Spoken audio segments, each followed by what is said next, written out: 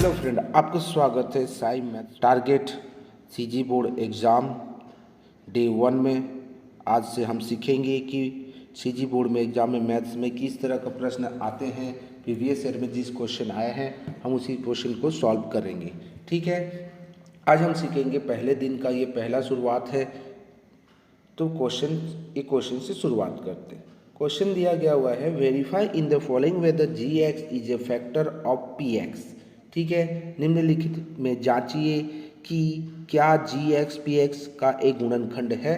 तो स्क्रीन में आपके सामने में एक पहला प्रश्न दिया गया है। जी एक्स दिया हुआ है, जी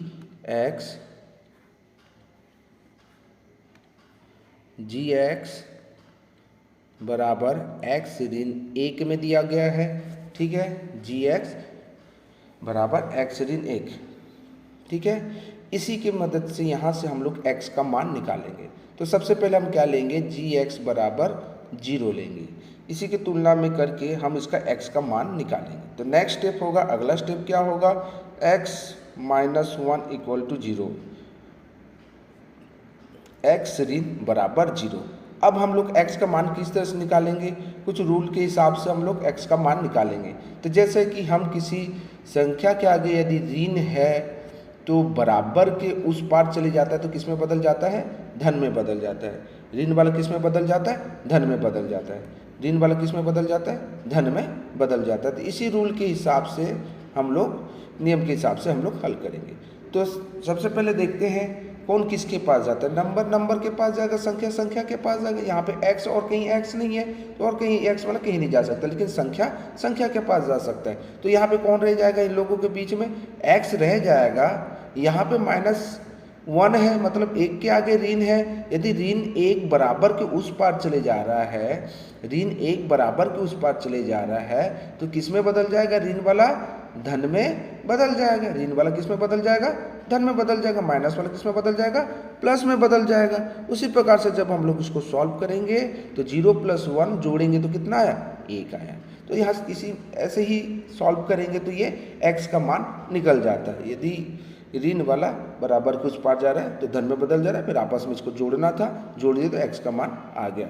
अब हम px में डालने का बारी आ गया। तो px कितना दिया है, px बराबर x की घात 3 प्लस 5x की घात 2 ऋण 5x धन 1।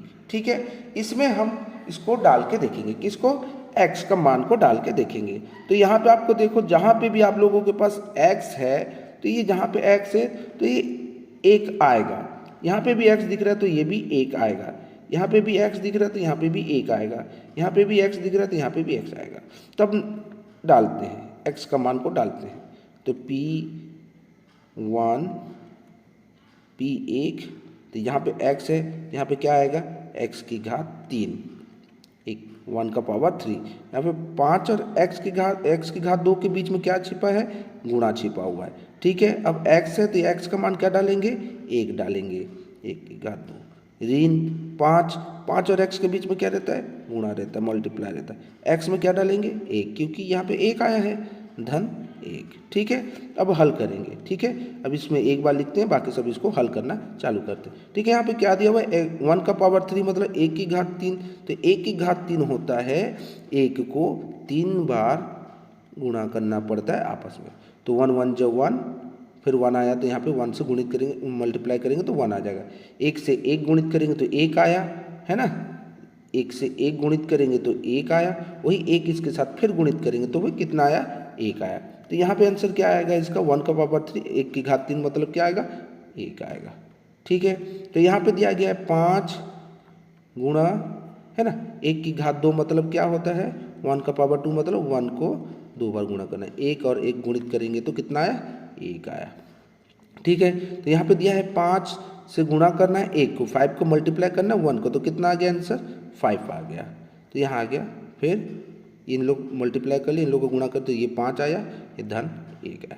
ठीक है, एक बार और समझते, 1 की घात 3 किए तो इसको गुणा किए तो कितना आया, 1 आया। उसके बाद 5 का 5 आया, 1 की घात 2 मतलब 1 को 2 बार गुणित करना तो कितना आया, 1 आया। ठीक है, ये 5 और 1 को गुणित किए तो ये 5 आया, 1 का 1। ठीक है, अब फिर क्या करेंगे नेक्स्ट स्टेप में, अगले स्टेप में क्या करेंगे, तो यहाँ पे हो जाएगा 1 का 1, यहाँ 5 को 1 गुणा करने के लिए बोल रहा है, 5 को 1 से मल्टीप्लाई करने के लिए बोल रहा है, 5 ये ऋण 5 और ये धन 1। ठीक है, अब हम यहाँ देखेंगे कि आगे और कैसे सॉल्व किया जाता है। तो देखिए यहाँ पे +5 है, यहाँ पे -5 है, यहाँ पे धन 5 है, ऋण 5 है। तो एक रूल है, धन ऋण क्या बन जाता है, धन ऋण ऋण बन जाता है। यहाँ पे धन है ऋण, तो धन ऋण बन जाएगा, ऋण मतलब इन दोनों को घटाएंगे, 5 से 5 को घटाएंगे तो कितना आएगा, 0 आएगा। क्या आ जाएगा, 0। तो ये धन वाला है और एक वाला ऋण है, सेम नंबर है, सेम अंक है, तो कट सकेगा। तब कितना आ जाएगा आंसर, 2। कितना आएगा, 1 और 1 जोड़ेंगे तो कितना आ गया आंसर इसका, 2।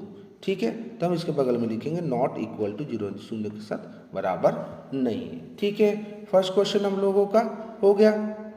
नेक्स्ट सेकंड क्वेश्चन, ये जो क्वेश्चन आया था 2017 में, सॉरी 2017 में ए सेट में आया था, सेट ए में आया था ये क्वेश्चन। ठीक है, नेक्स्ट क्वेश्चन बनाते हैं सेकंड नंबर।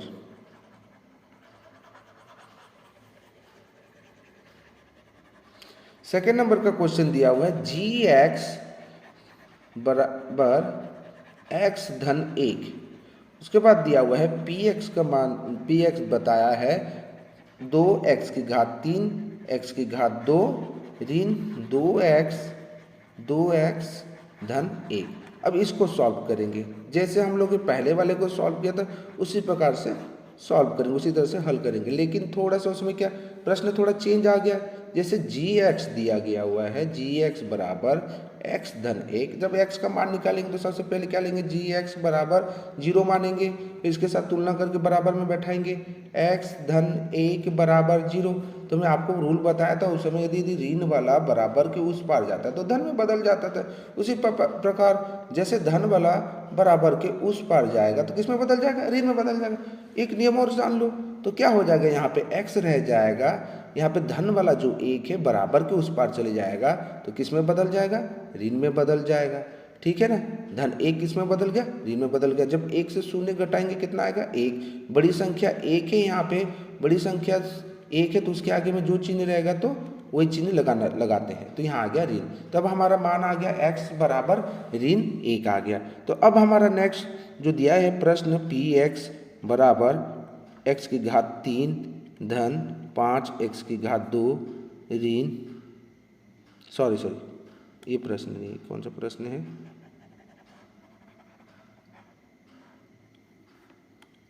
ये वाला, px बराबर 2x की घात 3 धन x की घात 2 ऋण 2x धन 1। ठीक है, उसी प्रकार से हम लोग इसको सॉल्व करेंगे। तो हमारा x का मान आ चुका है, यहाँ पे x का मान कितना है, ऋण 1 है। जहाँ पे भी x दिख रहा है वहाँ पे डालेंगे, यहाँ पे भी x दिख रहा है, यहाँ पे भी x दिख रहा है, यहाँ पे भी x दिख रहा है। ठीक है, अब डालते हैं। तो सबसे पहले यहाँ डालेंगे px में ऋण 1 डाले। अब यहाँ पे 2 और x के बीच में क्या रहता है, गुणा रहता है। x के जगह में क्या डालेंगे, ऋण 1 की घात 3 धन x के जगह में क्या डालेंगे, ऋण 1 की घात 2 ऋण 2 गुणित ऋण 1। जहाँ जहाँ पे x है वहाँ पे मैंने ऋण डाला हुआ है। देखो जहाँ पे x है वहाँ पे डाला हुआ है, यहाँ पे x है तो यहाँ पे भी डाला हुआ है, यहाँ पे भी x है तो यहाँ पे भी डाला हुआ है, यहाँ पे भी x है तो यहाँ पे भी डाला हुआ है। ठीक है, ओके, आगे बढ़ते हैं। उसके बाद बराबर का चिन्ह डालेंगे, उसके बाद 2 गुणित -1 का पावर 3 ऋण 1 की घात 3 क्या होगा, इसका आंसर आएगा ऋण 1 गुणित ऋण 1 गुणित ऋण 1। जब हम लोग गुणित करेंगे तो क्या आएगा, आंसर क्या आएगा, 1 आएगा। इसके आगे चिन्ह कौन सा आएगा, ऋण आएगा। कैसे आएगा मैं आपको बता देता हूँ। यदि ऋण वाला 1 का सूत्र है, यदि ऋण 1 की यदि विषम संख्या रहेगा तो उसके आंसर में क्या आएगा, ऋण 1 आएगा। यदि ऋण 1 के ऊपर यदि सम संख्या रहा तो क्या आएगा, धन 1 आएगा। तो ऋण 1 के ऊपर यदि विषम संख्या है, मतलब विषम संख्या ऑड नंबर है, तो किस में आ जाएगा, डायरेक्ट ये -1 में आ जाएगा, ऋण 1 में आ जाएगा। तो यहाँ पे देखो ऋण 1 के ऊपर यदि सम संख्या है तो किस में आ जाएगा, डायरेक्ट सम संख्या, मतलब सम संख्या है तो किस में आ जाएगा, +1, मतलब 1 लिखेंगे। ठीक है, तो ये माइनस का माइनस है ना, ये 2 × -1 ऋण 2 गुणित ऋण 1 धन 1। ठीक है, ये स्टेप बन गया। नेक्स्ट स्टेप बनाते हैं, बराबर 2 के साथ 1 गुणित करेंगे, कितना आ गया 2 का 2, यहाँ पे आ जाएगा धन है, यहाँ पे क्या है, कौन सा चिन्ह है, धन है, धन ऋण ऋण लगेगा उसके आगे में, ठीक है। अब इसके आगे करेंगे स्टेप 1, यहाँ पे 2 से 1 गुणित करेंगे, ये 1 वैसे का वैसे आ गया, 2 से 1 को गुणित करने के बाद 2 ऋण ऋण धन में बदल जाएगा, ठीक है। और कौन बचा, धन 1। तो देखो यहाँ पे बच्चे कंफ्यूज हो रहे हैं कि यहाँ पे कैसे ऋण आया और यहाँ पे धन कैसे आया। तो इसका एक रूल है, मैं आपको बता देता हूँ, है ना। यदि किसी संख्या से 2 गुणा कर रहे हो, उसमें 2 चिन्ह आ गया, एक में धन है और एक में ऋण है, एक में धन है और एक में ऋण है, तो किस में हो जाएगा, धन ऋण ऋण, उसका चिन्ह उत्तर में आंसर क्या आएगा, ऋण लगेगा। जैसे यहाँ पे 2 के आगे कुछ नहीं दिया तो धन है, इसके आगे ऋण है, तो धन ऋण ऋण में बदल जाएगा, दिख रहा है, धन ऋण ऋण में, यदि गुणा वाला बीच में रहा तो, ठीक है। यहाँ पे देखो ये वाले यहाँ पे देखो ये वाले प्रश्न पे, यहाँ पे आपको कंफ्यूज हो रहा होगा कि ये कैसे प्लस में बदल गया। तो इसका भी एक रूल है ना, यदि किसी संख्या के यदि ऋण है, गुणा कर रहे हो और एक ऋण वाले के साथ, तो ये ऋण ऋण किस में बन जाएगा, चिन्ह धन में बदल जाएगा। तो ये ऋण वाला किस में बदल गया, धन में बदल गया, ठीक है, ओके। तो अब हम आगे सॉल्व करेंगे, ठीक है। तो यहाँ पे देखो और एक दिख रहा है, यहाँ पे ऋण 2 दिख रहा है, यहाँ पे धन 2। तो इसे रूल के हिसाब से क्या है, और एक रूल जानते हो ना, मैं आपको सिखाया था, इसके जस्ट आगे प्रश्न में समझने के लिए, यदि एक में ऋण है और एक में धन है, एक में ऋण है और एक में धन है, तो इन दोनों को करना क्या है, तो ऋण धन क्या हो जाता है, ऋण, मतलब घटाना पड़ेगा, 2 से 2 घटाएंगे तो कितना आ जाएगा, 0 आ जाएगा। तो आंसर क्या हुआ, 1 और 1 को जोड़ेंगे तो कितना आ गया, यहाँ पे 2 आ गया, ठीक है। तो ये हमारा क्या है, 0 के साथ बराबर नहीं है, तो हम क्या करेंगे, नॉट इक्वल टू 0, ये 0 के साथ बराबर नहीं है, ठीक है। प्रश्न ठीक है दोस्तों, ऐसे प्रश्नों को इस तरह से हल किया जाता है। आप लोगों के वीडियो से कुछ जानकारी मिली है तो मेरे चैनल को सब्सक्राइब कीजिए, लाइक कीजिए और कमेंट कीजिए। Thank you.